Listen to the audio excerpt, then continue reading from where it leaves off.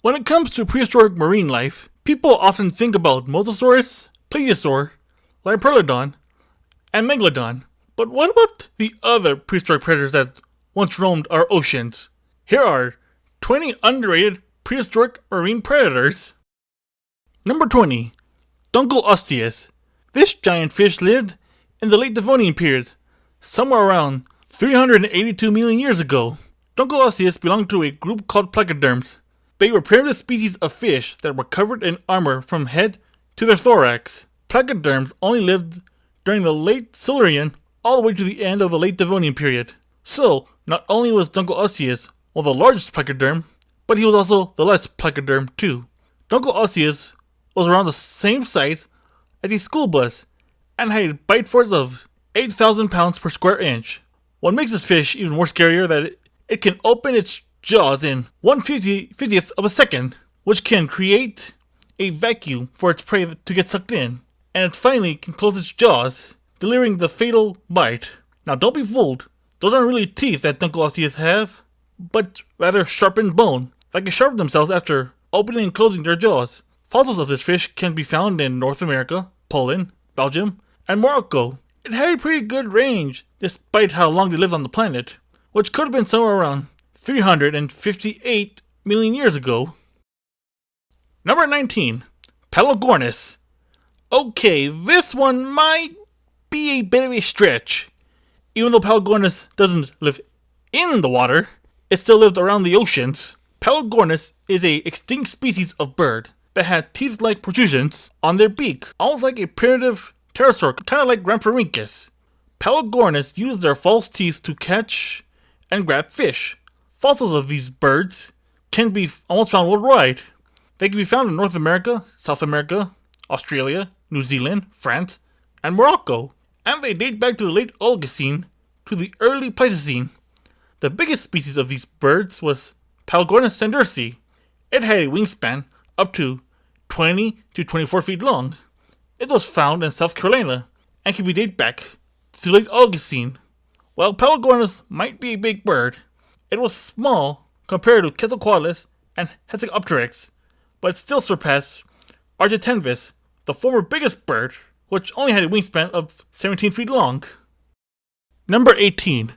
Pterygotus. These giant scorpions roamed the oceans during the Silurian and the Middle Devonian periods.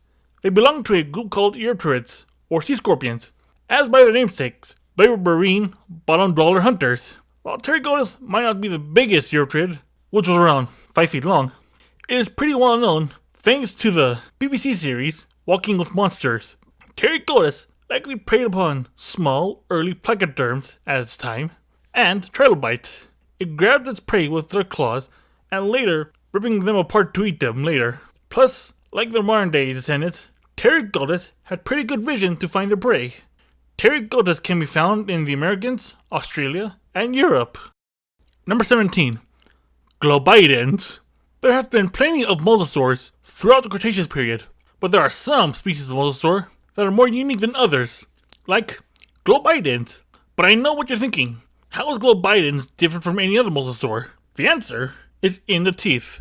Unlike most mosasaurs, Globidens had round, blunt teeth in its jaws, rather than the sharp teeth like its relative. Globidens used its unique teeth to catch and eat armored prey, like turtles, ammonites, and nautilus. Globidens was around 20 feet long and can be found in North America, West Africa, and Asia. Number 16.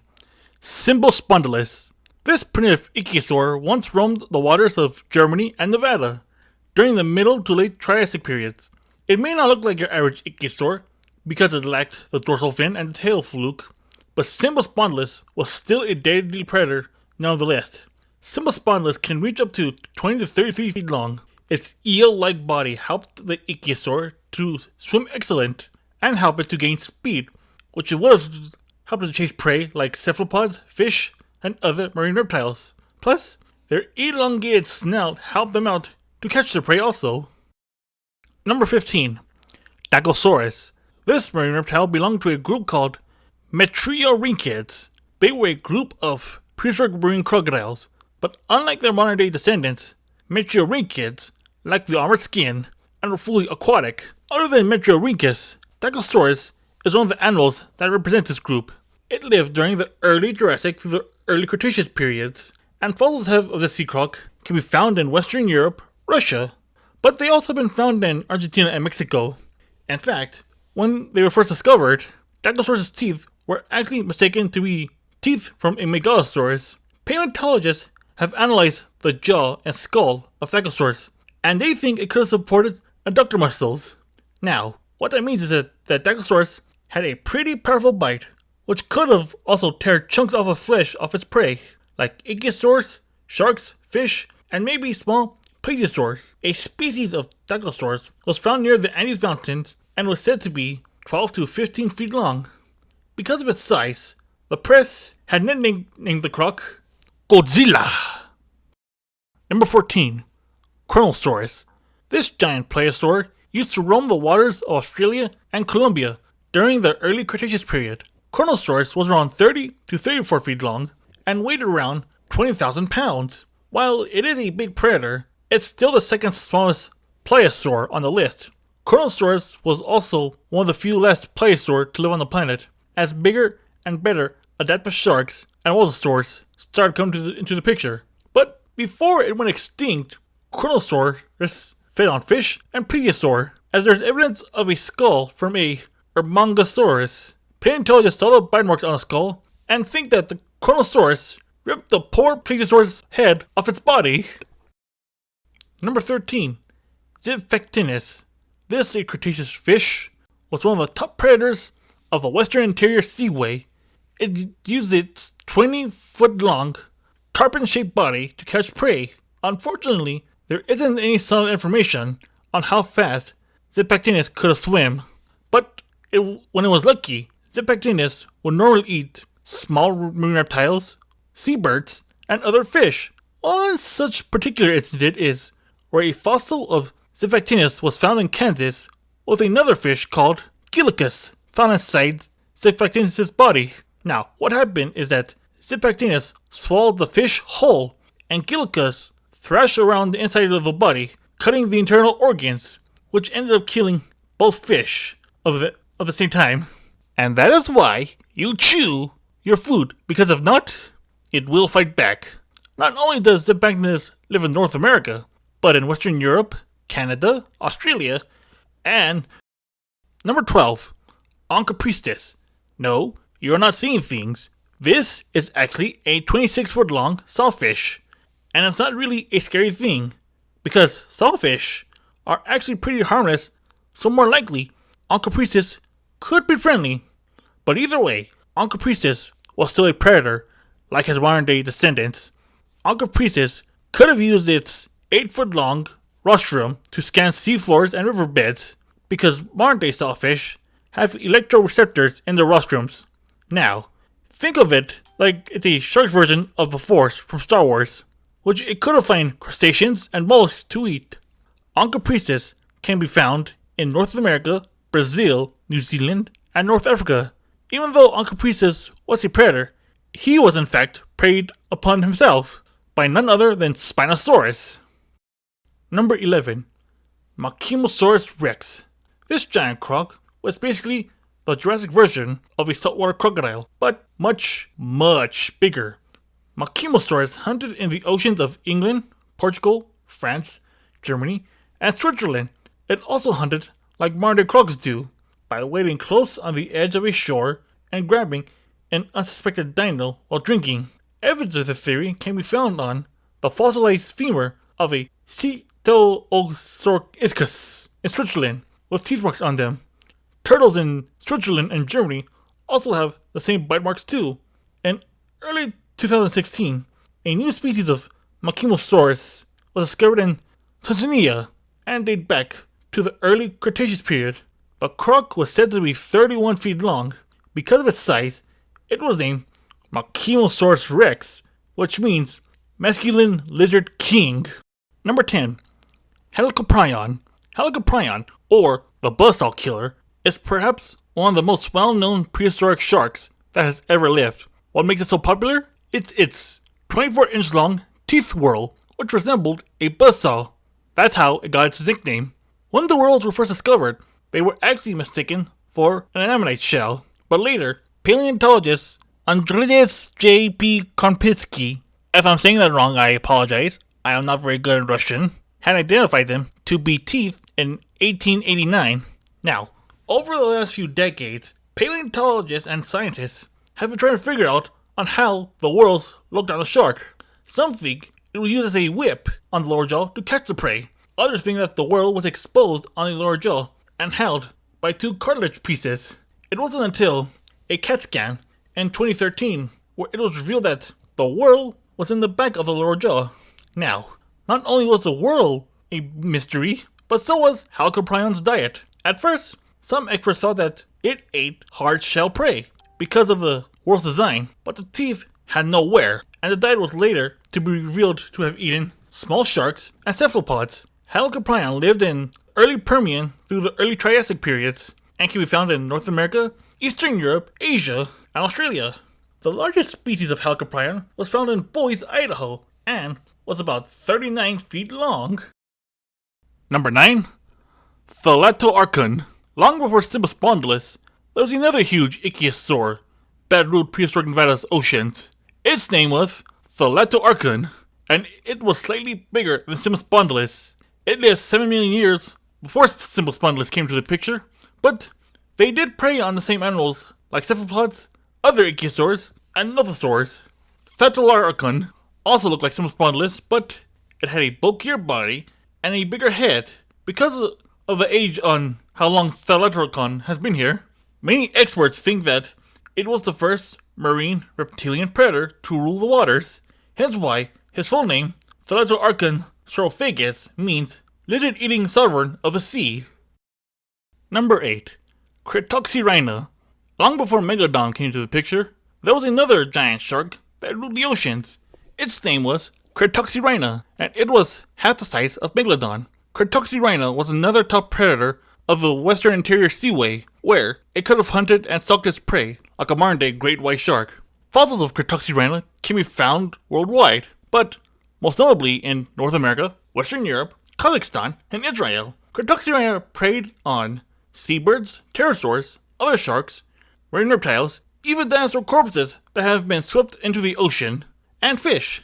Cryptic Sirena did prey upon Zepactinus, as there has been evidence of a Zepactinus preyed upon by Cryptic Sirena in Kansas. While people might know Cryptic Sirena per se, they might know it by another name, the Ginsu shark. Experts named the sharks after the famous commercial knife, because the teeth were supposed to be sharp like the knife itself. Number 7. Kronosaurus. Can you imagine seeing this in the water? A giant tentacle cone coming at you. Kronosaurus belonged to a group called orthocones, which are cephalopods with long, hollowed, cone-shaped shells. Because Kronosaurus is the largest orthocone, which was around 20 feet long, was very, very long and hollow-like, which why its name means chambered horn. Kronosaurus can be found in North America, Europe, and China, and lived during the Ordovician and Silurian periods. Kronosaurus preyed upon placoderms, other cephalopods, and even Eurypterids, aka sea scorpions, which it was circled around before closing in for the kill. Like how a modern-day cuttlefish would do, Kronosaurus could have used jet propulsion and was preyed upon the seafloor to find its prey. Number 6. Etistus. Where Helicoprion is known as the buzzsaw shark, Etistus is known as the scissor-tooth shark, for obvious reasons. Well, despite the name, Etistus' teeth more resembled as pinking shears, which are still scissors either way. The way how Etistus would have used its teeth, it would have to make vertical slashes that would have either stunned or crippled the prey. Now, for what it did prey upon is still unknown, but more likely, it would have preyed on the same prey that Helicoprion preyed on. Etistus lived during the late Devonian to the late Carboniferous period, and fossils can be found in North America, England, and Russia. The biggest species of Etistus can be found in North America and is around 30 feet long. Number 5. Elasmosaurus. Plesiosaurus might be the most well-known member of his kind, but he was not the biggest. No, that title belongs to Elasmosaurus. With its long neck, Elasmosaurus was around 34 feet long and had needle-like teeth. Elasmosaurus lived in Kansas during the late Cretaceous period. Like Cryptic Sirena and Zepactinus, Elasmosaurus was another top predator, but with its small head, it more likely preyed upon small fish. With the help of its long neck, Elasmosaurus would have gone between schools of fish to catch them, and its needle-like teeth would have gripped tightly on the fish. Number 4. Basilosaurus. Now, despite its name and its appearance, this marine predator is actually a primitive whale. You can tell it's a primitive whale by a set of 4 flippers, which is an evolutionary trait from its ancestor, Ambulocetus. After the extinction of the Mosasaurus, Basilosaurus took the role of top predator. At around 49 to 59 feet long, Basilosaurus was the largest predator of this time, which it preyed on sharks, fish, and other whales. Basilosaurus lived during the late Eocene epoch, and fossils of these animals can be found in Mississippi, Alabama, Egypt, and Jordan. Number 3. Tylosaurus. While many people might know Mosasaurus thanks to Jurassic World, but there's also another mosasaur that deserves some attention too. Tylosaurus was the top predator of the late Cretaceous period and the Western Interior Seaway, 40 feet long, and can be mainly found in North America. Most experts, or probably just me, often call Tylosaurus the T-Rex of the deep, as it ate almost everything, from Plesiosaurus to seabirds to fish to turtles to sharks to pterosaurs. There's even evidence of Tylosaur preying upon hadrosaur in Alaska. Did you know that Tylosaur is a close relative of modern-day snakes and monitor lizards? Number 2. Leviathan. This whale is perhaps the most well-known but still underrated marine predator on the planet, and the reason why is because Megalodon tends to get more attention, but Leviathan deserves just about the right amount of attention as Megalodon. They were both around the same size, they lived in the same time period, which is the Miocene epoch, and they both preyed upon the same prey, which happened to be whales, turtles, seals, sharks, and dolphins. While Megalodon can be found worldwide, Leviathan can be found in Peru and possibly Australia, but that's another story. Before I get to number 1, here's an honorable mention. Earlier I said that Kronosaurus wasn't exactly the biggest pliosaur on the list. So who is? That honor belongs to Plesiosaurus funkei, or Predator X. While Kronosaurus was around 30 to 34 feet long, Predator X was around 33 to 43 feet long and had a bite force that was around 33,000 psi. That's 4 times more powerful than that of a T-Rex's bite. Predator X was first found in the country of Svalbard and dates back to the late Jurassic period. It preyed upon Ichthyosaurus, Plesiosaurus, sharks, marine crocodiles, and maybe the giant fish Leeds ichthys. Number 1. Anomalocaris. Now, I know what you're thinking. Why is this bizarre yet terrifying beast number 1? Because Anomalocaris was the Earth's first apex predator. Long before whales, sharks, marine reptiles, placoderms, and cephalopods, arthropods were the planet's first apex predator, and Anomalocaris was the top predator of the early through mid-Cambrian oceans. Not only is Anomalocaris the first apex predator, but it was the first biggest predator, at around 3 feet long. Anomalocaris would have used its tentacle-like appendage to catch prey like other arthropods, fish, and trilobites. Anomalocaris can be found worldwide from Australia to Canada to the USA and to China. So, congratulations Anomalocaris for being the number 1 underrated marine predator.